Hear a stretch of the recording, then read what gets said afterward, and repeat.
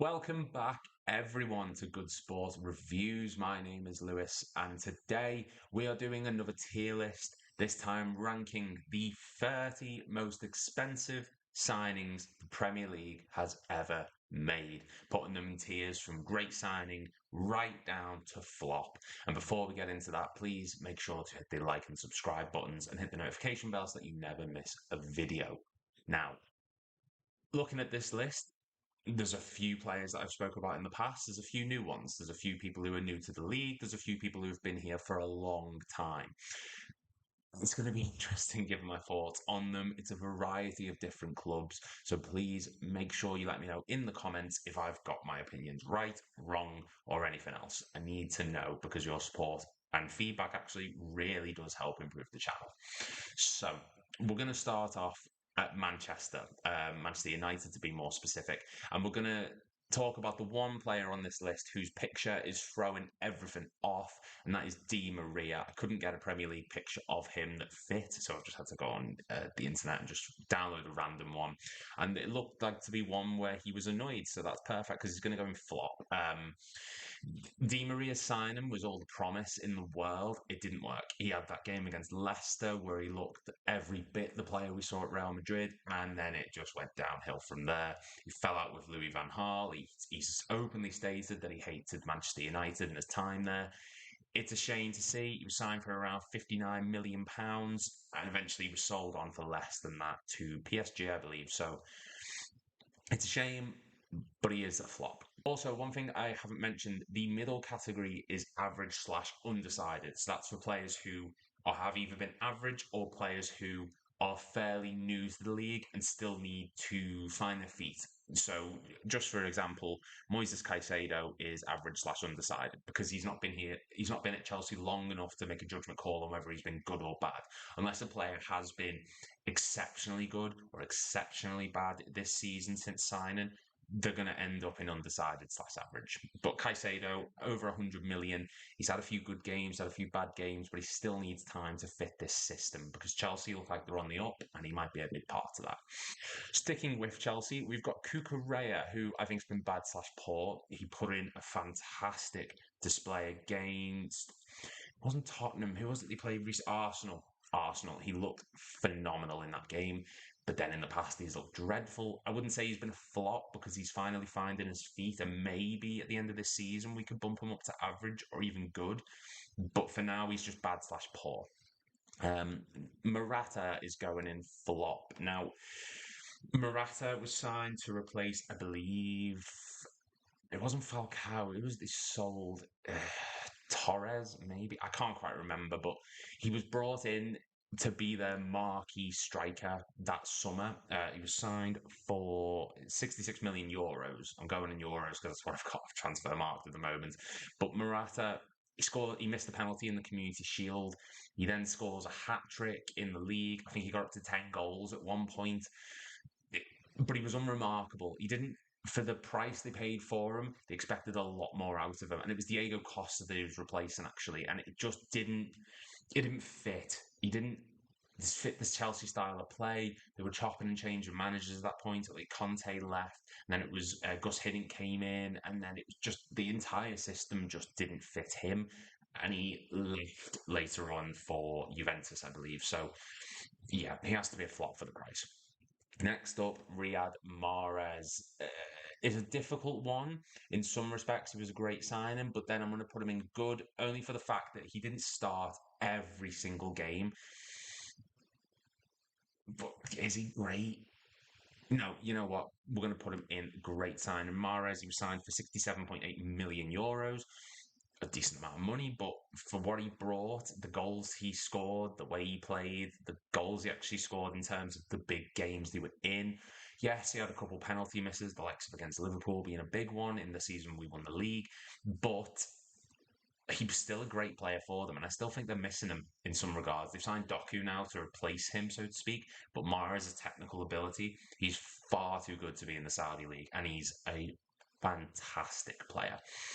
Next up, we have Rodri. He's undoubtedly a great signing. He's revolutionised that Man City midfield. 70 million euros signed from Atletico Madrid, and he's the best central defensive midfielder in the world. We've seen it this season. When he's not playing, City struggle. When he plays, they win Champions Leagues. He scored in the Champions League final. He scores in the big games, long range shots. The Wolves game, I think it was last season or 2 seasons ago, there was a game where they were really struggling. He pops up with a vital goal, wins them the game. They go on and win the league. He's a big game player, and he really is a fantastic player for their squad. Next up, we have Alexander Isak. He signed for 70 million euros. He's going to go in good. He is a great player, but he hasn't quite hit the ground running in the way that I think a lot of us thought he would at Newcastle. He needs people around him who are just as good. That's his biggest problem. And if that's not his fault, he is a great signing in that regard. But I'm going to put him in good because for the ability he has, I don't think he's reached the heights that we thought he would quite yet, but he is still a fantastic player. He's for the price, even 70 million euros. It's a lot of money nowadays, but it's still a good price for him. He was touted with the likes of like Madrid. He was linked with Bayern at one point. I think Man City were in for him at one point, and he eventually went to Newcastle. And yes, he's been really, really good since going there. I just think he's teetering on the edge of signing for great. So for now, I'm going to put him in good. Next up, Szoboszlai, again, a good signing. You could say great, again, similar to Isak. He's done very well since coming to the league. The only reason I'm not putting him in great is because he's still fairly new. There's still judgment calls to be made. We've seen a lot of players who have come to the league and have performed brilliantly when they first get here, who then dip off. He's been our best player, arguably this season, next to Mohamed Salah, maybe. The past couple games, Luton, the League Cup against Bournemouth, he struggled at times. Maybe it's fitness, maybe it's just a lot being asked of him. I still think he's been our best signing, arguably our best player. I'm just not putting him in great because I don't think he's been at the club long enough to really make that judgment call just yet. Next up, Ruben Diaz is going in great signing. City they rarely get it wrong nowadays, and when you can sign a centre back who is being compared to Van Dijk, you've done something really well. League winner, imperious at the back. For the price they got him for, it was 71.6 million euros. I have to keep looking down here because I can't get it on the screen. So, yeah, for that price. And he came out of nowhere. No one really expected City to get Diaz, but they signed him. He instantly gelled into the squad to replace the outgoing Otamendi, and he's been their leader. And then you could arguably say that some of his performances have been better than Vincent Kompany since he left. So, no complaints there. Kepa Arrizabalaga he's going to have to go in flop, isn't he? The stick he gets, he's not a dreadful keeper, but he's suited to the Spanish league. The Premier League was too much for him. We all remember the Carabao Cup final where he refused to get subbed off. We all remember the Carabao Cup final where he missed the penalty that cost Chelsea the game, given to Liverpool. He's made mistakes. He cost 70 plus million. He was a panic signing, and it was a panic signing which put panic into the Chelsea defence, and it's not worked. He's now on loan at Real Madrid, of all places, where, let's face it, if Courtois wasn't injured, Kepa would be nowhere near that team. So he's only there because of that. I'm not quite sure. He's not doing bad at the moment. I think he's actually doing quite well, but for Chelsea, he's been a flop. Next up, Mykhailo Mudryk. We're going to have to put average/undecided. Now, before this season, there was a lot of talk about him. He was super expensive. 70 million euros. And for that amount of money, it's a lot. Hang on, he wasn't. Was it? I thought it was like 100 million. We're going to have to Google this. Good price tag. He was £88.5 million. And there was a lot of debate about he's not getting goals, he's not getting assists, he's not doing this, he's not doing that. He's arguably been Chelsea's best player this season, the way he's been playing. Let's face it, that goal he scored a few weeks ago, he did not intend the cross into the box. Didn't mean that.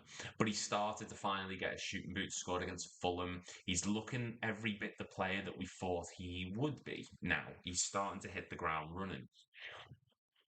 The only reason he's not been good is because the price tag is high and he has been poor before this season. Now under Poch, he seems to have that confidence and he's growing into the role. He puts himself into the right positions. He's arguably their best player in terms of creating chances. He's a great crosser of the ball. Still very young and he's got a tremendous amount of energy. I think he's on the up, and the end of this season, we can definitely see him jump into good, maybe even great if things keep going the way they are. Casemiro is average. The only reason, so last season he was here. This season he's been here. So for me, he's average. His legs are starting to go a bit, but last season he was the best central defensive midfielder in the league. This season he's one of the worst. So it's a Jekyll and Hyde situation. He's still scoring a few goals. He's done a few in the Champions League. I think he got 2 against Bayern, I believe. But in terms of defensive output, he's been awful. Kevin De Bruyne, for me, the best or one of the best 2 signings on this list. Once again, Man City dominating that top row. But De Bruyne, when he signed from Wolfsburg, there was just no question. He's the best or one of the best midfielders the Premier League has ever seen. I think he's the top. He's one of the top assisters now, and he's got more assists than like Lampard, Gerrard, etc. He's won everything you can win at Man City. Injuries, though, are the only thing ruining it for De Bruyne. He is so injury prone. He's out now at the moment. He came back for the first game of the season, got injured. He's not featured since. If he didn't get injured, he would break every record in the league without a doubt. He's just words cannot describe how good he is. He's the best central attacking midfielder in the world, and the fact that he gets injured so often and has still got that title tells you all you need to know about him. Next up, Fofana. So far, it's been bad/poor, but he has been injured. He has a long-term injury. Before the injury, he wasn't doing too bad, but he was expensive, around £80 million, I believe. So he's in bad/poor at the moment, but when he comes back from his injury, he might get better. Van Dijk is a great signing. Transformed Liverpool when he came in, £75 million.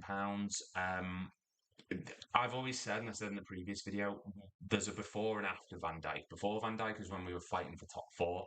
After Van Dijk is when we just propelled upwards. He's been the signing of the decade, you could say, maybe with Mo Salah and Alisson. Van Dijk has just been... He's one of the best centre-backs in Liverpool's history, arguably Premier League history. And for that price tag, you can't really have any complaints. Next up, Pepe is going in flop. He was signed from Lille for around £70 million. Didn't work. Let's face it. I'm sorry, Arsenal. He didn't. He had moments, but they've been trying to get rid of him for so long. He's finally gone. He's in the Turkish league now, I believe, with Besiktas. He had little bits of promise, but for the price tag they paid for him, and for the lack of output, tells you all you need to know, really. Pepe just didn't work. He had all the potential. I remember Liverpool linked with him. Looking back, really happy we didn't get him. Next up, we have... Now, there's a problem here.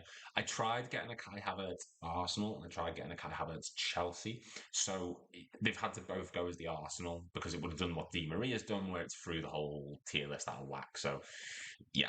We're going to start off with the first one, the Chelsea one. When he went to Chelsea, it was for €80 million, signed from Bayer Leverkusen. It was bad/poor. Right. Chelsea fans are in a far better position to critique him over this. I do agree he was a bad player for you, but he did score in the Champions League final. Of course, that's a big moment.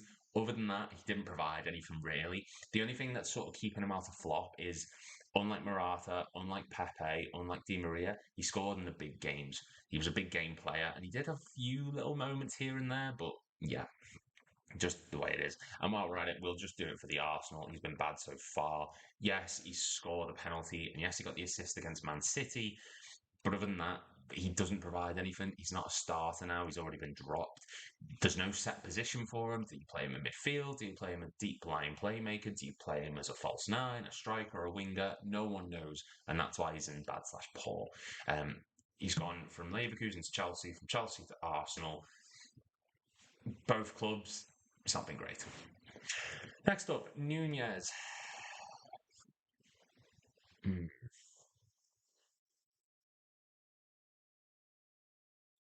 Gone. I mean, this season, yeah, he's been good, but we're gonna have to put him in average slash undecided because I still think the jury's out with a lot of Nunez.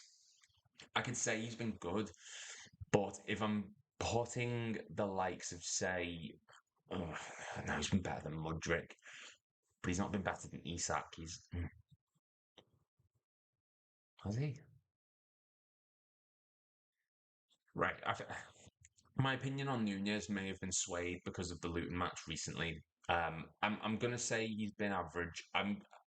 This season he's been fantastic. There's no denying he's been one of the best attackers in the league. I think he's got a goal or assist every 62 minutes. That number might have changed now, but that's what it was pre-Luton. Last season, his numbers weren't bad. He was still scoring. He was just missing a few easy chances, but he scored twice against Man United. He scored against Rangers in the Champions League. You know, he scored in big games. This season, he's doing the same thing. The Newcastle match is another. He needs to get the misses and the easy opportunities missed out of his system because that's what's putting him in average at the moment. Next up, Højlund. Again, we're just undecided. He's looked brilliant in the Champions League. He scores every game, but then in the league, he's yet to score. So yin and yang, can't really, he's not Haaland 2.0 like a lot of people made the joke. We can get that off our head right now, but yeah, here's what it is. Enzo Fernandez, again, undecided. He's had moments where he's looked great, but I just feel like he's been played in the wrong position.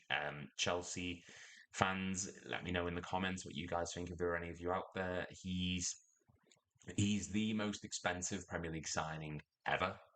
It's 115 million. He's been good, but what's his preferred position? I want you guys to tell me. I've not seen anything unremarkable. I've not seen anything bad either. So for me, he's just average slash undecided. Next up, Anthony so far has been a flop. Let's face it. £80 million for someone who does a few spinny tricks. Scored against Arsenal, scored against Man City. Great. I think he's going to do fantastic. That's it. Since then, he's been banned. Since then, he's been injured. Since then, he's come back and he's done nothing. So flop. He can't be bad because he's not had a good performance really other than them two. And two good performances does not outweigh what are we up to now? Like 30 bad performances. Sorry. Next up, Pogba when he came back to Man United, and he was actually average. He was injured a lot, towards the end. But that first season or two where he had Ibrahimovic in front of him, and he won the Europa League, he won the League Cup under Mourinho. He was phenomenal. He then dipped when Solskjaer came in. They just wanted to get rid of him at that point. Yeah, so he's average. It was a lot of money at the time. He was the big signing, and for the first two seasons, he looked like he was filling that role. Now, nothing. He's now at Juventus where he's banned because of the whole drug issue. At United, hit and miss. Jack Grealish, I'd say he's been good. At the at Man City, he certainly had his moments. He was £100 million, so there was a lot of scrutiny on him. He's not there to get goals and assists. He's there to create space. He's there to beat a man and win a foul. It's not the numbers don't do justice what I think Jack Grealish does for Man City. I think he's a very good player. Last season he looked brilliant. This season, maybe not to the same heights, but I still think he's a really good player. And for Man City, the fact that he's been arguably the worst out of this list just tells you how good they've been and how good their recruitment's been. Declan Rice has been so far a good signing. I can't say great at the moment. He has, but again, not long enough at the club really to make a judgment call on that. I just think give a good season. He scored against Man United. He's scoring regularly at the moment. He's looking great defensively. He's looking like the leader on the pitch that they signed. Yeah, he's not been bad. By far, he's been one of the signings of the summer, and the fact that the £100 million isn't getting discussed tells you how good he's been. Gvardiol, again, good signing. The only thing keeping him out of great is just the length it's been there.